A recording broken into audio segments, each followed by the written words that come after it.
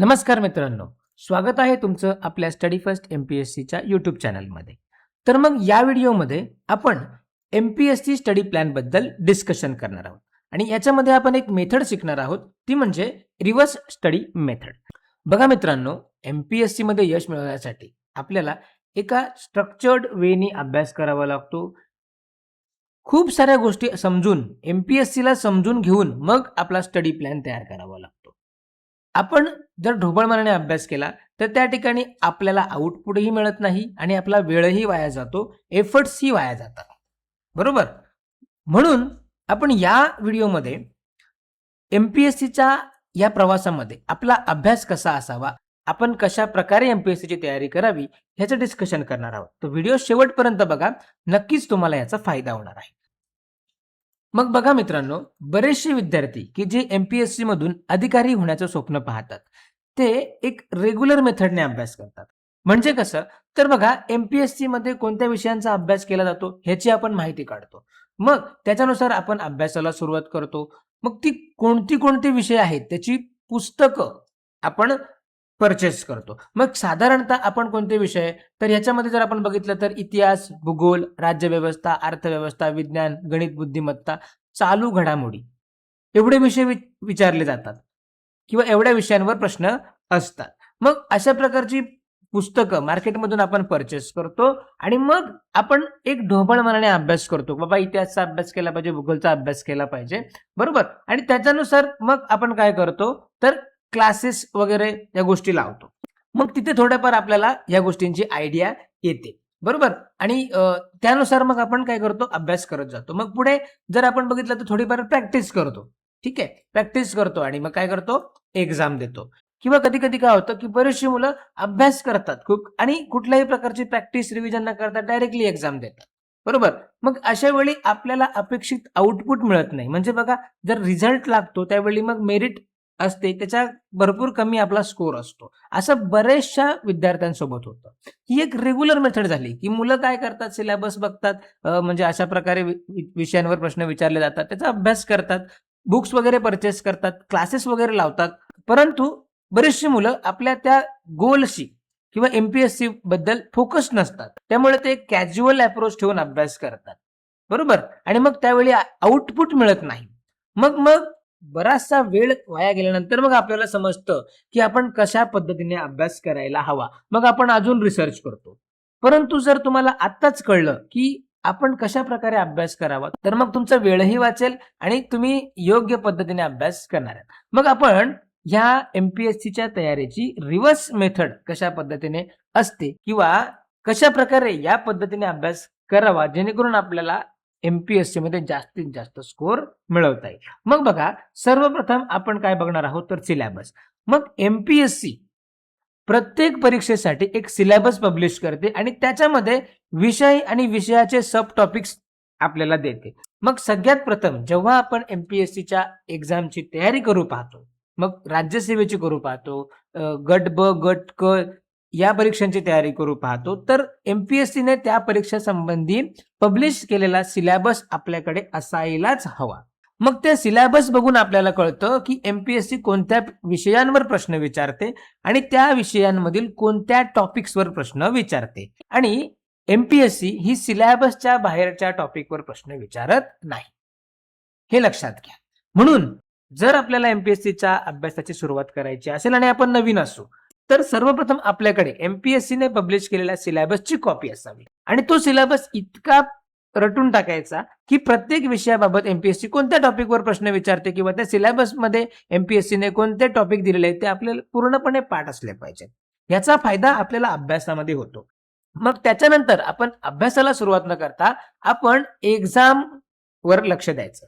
म्हणजेच काय direct exam द्यायची का, तर अजिबात नाही. तर आपण काय करायचं, या ठिकाणी आधी झालेल्या एक्झामचे क्वेश्चन पेपर्स म्हणजेच PYQ बघायचे असतात. बघा, आपण जेव्हा MPSCचा सिलेबस चांगल्या प्रकारे बघतो, त्याच्यानंतर MPSCने त्या परीक्षेमध्ये, म्हणजे आपण जर एखादी परीक्षा फोकस केली असेल तर आधी कशा प्रकारे प्रश्न विचारलेत, म्हणजे आधी MPSCने परीक्षा घेतल्या त्याचे क्वेश्चन पेपर गोळा करायचे, हे लक्षात घ्या. हे क्वेश्चन पेपर आपल्या संपूर्ण प्रवासात खूप आणि खूप महत्वाची भूमिका पार पाडत असतात. ज्या दिवसापासून आपण एमपीएससीच्या अभ्यासाला सुरुवात करतो त्या दिवसापासून आपल्याकडे हे क्वेश्चन पेपर असणे आवश्यक आहे आणि रोज आपण त्या क्वेश्चन पेपरला किमान अर्धा एक तास तरी दिला पाहिजे. मग त्यानंतर बघा, की आपण जेव्हा आधी झालेल्या एक्झामचे क्वेश्चन पेपर्स गोळा करतो, तर त्यांचं नंतर एनालिसिस करायचं आहे. मग एनालिसिसमध्ये आपल्याला काय समजतं, तर आपल्याला टॉपिक समजतात. म्हणजे आता बघा सिलेबस वास्ट आहे. मार्केटमध्ये खूप सारी पुस्तकं अवेलेबल असतात. मग सगळ्यांवरच एमपीएससी प्रश्न विचारते का? तर असं नाही. मग एमपीएससी कोणत्या टॉपिकवर प्रश्न विचारते, हे आपल्याला कुठून समजतं, तर ज्या आपण प्रिव्हियस इयर क्वेश्चन्स पेपर आहेत, त्यांचं जर एनालिसिस केलं, तर आपल्याला हे समजतं, की एमपीएससी कोणत्या टॉपिक्सवर प्रश्न विचारते किंवा कोणत्या टॉपिक्सवर वारंवार प्रश्न विचारते. किंवा मग आपण अंदाज लावू शकतो, की येत्या काळामध्ये एमपीएससी कोणत्या टॉपिकवर प्रश्न विचारेल आणि त्याच पद्धतीने आपल्याला समजतो एक्झाम पॅटर्न. म्हणजेच काय, तर एमपीएससी कशा प्रकारे प्रश्न विचारते. समजा इतिहास आहे, तर इतिहासामध्ये जे प्रश्न असतात, आपण 10 प्रश्न बघतो जर कंबाईनचा विचार केला, तर त्याच्यामध्ये एमपीएससी कशा प्रकारे प्रश्न विचारते, वन लायनर स्वरूपाचे प्रश्न विचारते की स्टेटमेंट स्वरूपाचे प्रश्न विचारते. मग हे आपल्याला कुठून कळतं, तर प्रिव्हियस इयर क्वेश्चन पेपरचं अनालिसिस केल्यावर. त्यानंतर आपल्याला अजून हे कळतं की ट्रेंड कसा चालू आहे एमपीएससीचा, म्हणजे कोणत्या पद्धतीने एमपीएससी प्रश्न विचारत आहे, त्याच्यामध्ये काय व्हेरिएशन्स असतात. मग आपण त्याचा अनालिसिस करून येत्या एक्झाम मध्ये एमपीएससी कशा पद्धतीने प्रश्न विचारेल याचा अंदाज सुद्धा लावू शकतो. म्हणून जेव्हा आपण एमपीएससीची तयारी सुरू करू पाहतो, तर सर्वात आधी आपल्याला सिलेबस आणि आधी झालेल्या एक्झामचे क्वेश्चन पेपर्स यांचा अनालिसिस करणं खूप गरजेचं असतं. मग त्याच्यानंतर आपण स्टडी प्लॅन बनवायचा असतो. आता बघा, आपल्याकडे जर योग्य डेटा असेल तर आपण योग्य प्लॅन करू शकतो आणि म्हणून जो डेटा किंवा स्टडी प्लॅन करण्यासाठी ज्या आवश्यक गोष्टी असतात ते म्हणजे महत्वाचे टॉपिक्स कोणते, एक्झाम पॅटर्न कसा आहे, मग जे महत्वाचे टॉपिक आहेत त्या टॉपिकवर एमपीएससी कन्सेप्च्युअल क्वेश्चन विचारते का की फॅक्च्युअल क्वेश्चन विचारते, अशा प्रकारे आपल्याला गोष्टी समजतात. मग ह्या स्टडी प्लॅन मध्ये आपल्याला काय काय करावं लागतं, तर एक शेड्यूल बनवायचं. शेड्यूल म्हणजे काय, की आपण फुल टाइम अभ्यास करतो की पार्ट टाइम अभ्यास करतो, त्यानुसार मग आपल्याला किती वेळ मिळतो, आपण किती वेळ देऊ शकतो, बरोबर, ते आपल्याला माहित असणं आवश्यक आहे. आणि त्याच्यानुसार मग आपल्याला डेली अभ्यास करावा लागतो. मग डेली अभ्यासामध्ये काही जे विषय असतात त्यांची आपल्याला डेली प्रॅक्टिस करावी लागते. उदाहरणार्थ गणित बुद्धिमत्ता झालं किंवा मग चालू घडामोडी झाल्या, हे विषय जे आहेत हे रोज प्रॅक्टिस करावे लागतात, त्यांचा रोज अभ्यास करावा लागतो. आणि मग इतर जे आहेत इतिहास, भूगोल, राज्यव्यवस्था, अर्थव्यवस्था, विज्ञान, हे सारे विषय आहेत, यांचा आपण एक ठराविक वेळ देऊन आपण त्यांना अभ्यास करावा लागतो. कारण प्रत्येक विषय जो आहे एमपीएससी मध्ये काही वेटेज ठेवतो. उदाहरणार्थ जर तुम्ही विज्ञानचा विचार केला तर विज्ञानावर 15 प्रश्न एमपीएससी मध्ये विचारले जातात, गणित बुद्धिमत्तावर 20 प्रश्न विचारले जातात, चालू घडामोडीवर 15 प्रश्न विचारले जातात, बरोबर. तर अशा पद्धतीने आपल्याला हे माहित कुठून होतं, तर प्रिव्हियस इयर क्वेश्चन पेपरचं अनालिसिस केल्यानंतर, बरोबर. आणि त्यानुसारच मग आपण प्लॅन बनवू शकतो ना, बरोबर. मग शेड्यूल एक तयार केला की आपल्याला सुरुवातीला काय करायचंय, तर बेसिक स्टडी करायची. म्हणजे बेसिक, मग स्टेट बोर्ड मधून ज्या कन्सेप्ट असतात, आता बघा आपण प्रिव्हियस इयर क्वेश्चन पेपरचं अनालिसिस केलं तर आपल्याला टॉपिक्स कळतात किंवा सिलेबस मधून आपल्याला टॉपिक्स कळतात. मग त्या टॉपिक्सवर सुरुवातीला बेसिक स्टडी काय आहे तो आपण स्टेट बोर्ड मधून काढायचा असतो. म्हणून स्टेट बोर्ड सुद्धा महत्वाचे असतात. सुरुवातीलाच सर्व पुस्तकं घ्यायची घाई करायची नाही.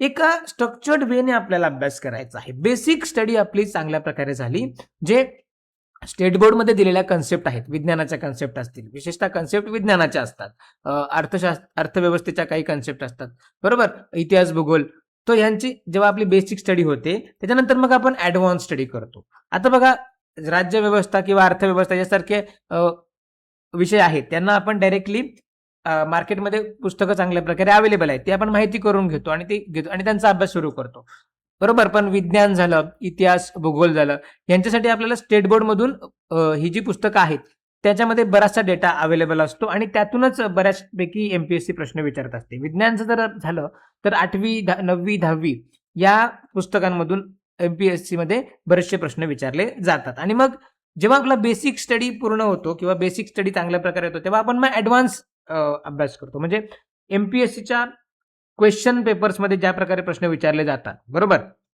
सो त्याच्याबद्दल मार्केटमध्ये पर्टिक्युलर पुस्तकं, जी स्टँडर्ड पुस्तकं अवेलेबल असतात, बरोबर. सो ती आपण परचेस करतो आणि त्यांचा वारंवार अभ्यास करतो. मग ह्याच्यामध्ये आपण काय करायचं तर प्रॅक्टिस. मग मॅथ सारखे विषय आहेत, गणित बुद्धिमत्ता, की यांची आपल्याला रोज प्रॅक्टिस करावी लागते. 20 मार्काचा वेटेज ठेवतो गणित बुद्धिमत्ता. मग 20 मार्कासाठी आणि 20 प्रश्न असतात. मग 20 प्रश्न आपल्याला एका लिमिटेड वेळामध्ये सोडवायचे असतात, बरोबर. म्हणून त्याच्यासाठी आपल्याला प्रॅक्टिस आवश्यक असते. सो या गोष्टी कराव्या लागतात. आणि रिव्हिजन खूप महत्वाची आहे. एमपीएससीच्या तयारीमध्ये रिव्हिजन इतकं महत्व कोणत्याच गोष्टीला नाही. तुम्ही म्हणजे बघा, एक नियम आहे की तुम्ही कमी वाचा पण वारंवार वाचा. एखादं म्हणजे मार्केटमध्ये आता तुम्ही बघाल तर विज्ञान किंवा पॉलिटी किंवा इतिहास, भूगोल या विषयांवर भरपूर पुस्तकं अवेलेबल असतात. पण ती सगळीच पुस्तकं घेणं अपेक्षित आहे का? तर नाही. आपण काय करायचं आहे तर ठराविक जे स्टँडर्ड सर्वजण वापरतात, सर्वांना माहीत असतं ते, ती पुस्तकं घ्यायची आणि ती वारंवार वाचायची. एकदा म्हणजे कन्सेप्ट अंडरस्टँड केली, तुम्ही नोट्स हायलाइट किंवा पॉइंट हायलाइट केले, मग त्या गोष्टी तुम्ही वारंवार वाचायच्या किंवा तुम्ही नोट्स तयार केल्या तर ते वारंवार तुम्ही त्याचा रिव्हिजन करा. रिव्हिजन केल्यानेच आपला स्कोर वाढतो, बरोबर. मग आता स्टडी प्लॅन झालं. त्याच्यानंतर आपल्याला काय करायचं आहे तर टेस्ट सिरीज द्यायची आहे.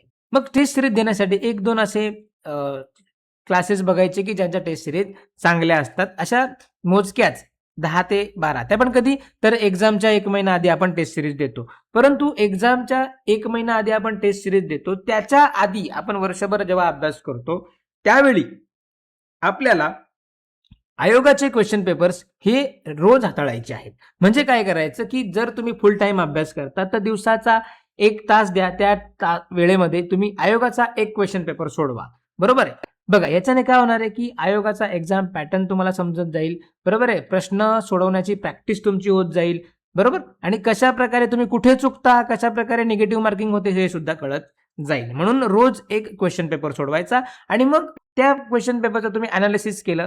मग तुम्ही पहिल्या दिवसापासून हे क्वेश्चन पेपर सोडवले तरी चालतील आणि ते अतिउत्तम असतं.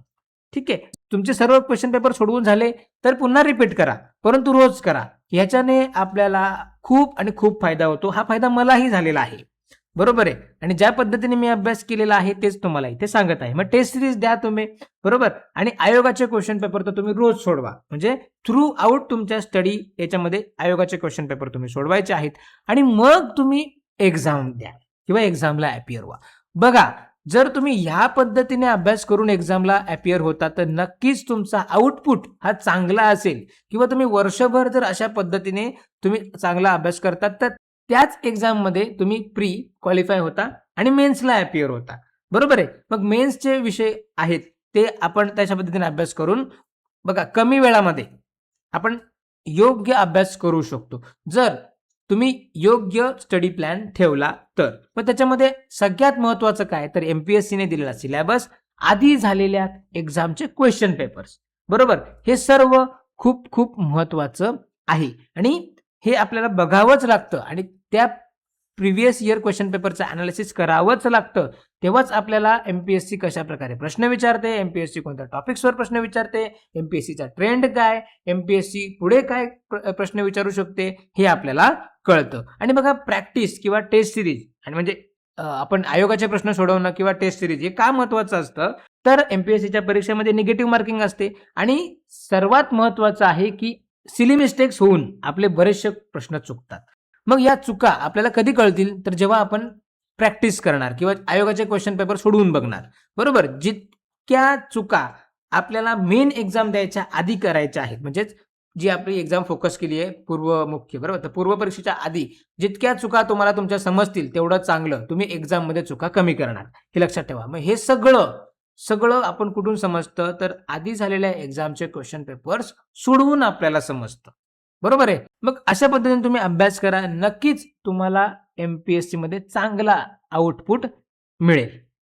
सो आय होप की तुम्हाला थोडक्यात ही रिव्हर्स मेथड समजली. आता रिव्हर्स मेथडमध्ये काय तर आपण काय करतो की नॉर्मल मेथडने सिलेबस करतो, अभ्यास करतो आणि एक्झामकडे जातो. तर इथे काय करायचंय तर एक्झामवरून आपल्याला एक्झामकडे जायचंय, म्हणजे एक्झामचा आधी विचार करायचा आहे, बरोबर. एक्झाम द्यायची नाहीये पण आधी झालेल्या एक्झामचा विचार करायचा आहे. सो अशा प्रकारे जर आपण अभ्यास केला तर नक्कीच आपल्याला येणाऱ्या एक्झाममध्ये चांगला आउटपुट मिळेल. उगाच ढोबळ मनाने अभ्यास करू नका. जर आपण ठरवतोय की मला MPSC मध्ये अधिकारी व्हायचं आहे, तर त्या अधिकारी होण्यासाठी म्हणजे एक्झाम क्वालिफाय करण्यासाठी काय काय करावं लागेल, काय गोष्टी योग्य आहेत, त्या पहिले माहिती करून घ्या. नाहीतर आपण काय करतो की डायरेक्टली पुस्तक घेतो, अभ्यासाला सुरुवात करतो, ना प्लॅन आपल्याकडे नसतो, आपण काही सिलेबस बघत नाही, क्वेश्चन पेपर बघत नाही, बरोबर, आणि काहीही वाचत बसतो. त्याच्याने आपला वेळ वाया जातो. सिलेबस आणि प्रिव्हियस इयर क्वेश्चन पेपरने आपल्याला एक योग्य दिशा मिळते. आपण अनवॉन्टेड टॉपिक्स काढून टाकतो, ते वाचत नाही. जे गरजेचे आहे तेच वाचतो, म्हणजे आपला वेळ वाचतो, आपल्याला रिव्हिजन होते, बरोबर ना. सो या गोष्टी होतात, म्हणून आपण अशा पद्धतीने अभ्यास करणं अपेक्षित आहे. सो आय होप की या व्हिडिओमध्ये तुम्हाला MPSCच्या तयारीसाठी कशा प्रकारे अभ्यास केला पाहिजे याची आयडिया आली असेल. नक्कीच मला तुम्ही कमेंट करून सांगा. तुमचे जे डाऊट्स असतील तुम्ही कमेंट्समध्ये मांडा, आपण त्याच्यावर सुद्धा डिस्कशन करूया. मित्रांनो, तुम्हाला हा व्हिडिओ आवडला असेल तर नक्की लाईक करा, शेअर करा तुमच्या मित्रांपर्यंत, आणि त्यानंतर जर तुम्ही आपल्या स्टडी फर्स्ट MPSC या यूट्यूब चॅनलला सबस्क्राईब केलं नसेल तर नक्की सबस्क्राईब करून घ्या आणि बेल आयकनला हिट करा, जेणेकरून MPSC बद्दलच्या व्हिडिओची नोटिफिकेशन तुम्हाला मिळेल आणि ते तुम्ही पाहू शकता. सो या ठिकाणी आपण थांबतोय मित्रांनो. पुढे भेटूया अशाच प्रकारे इतर व्हिडिओमध्ये. धन्यवाद. Thank you very much.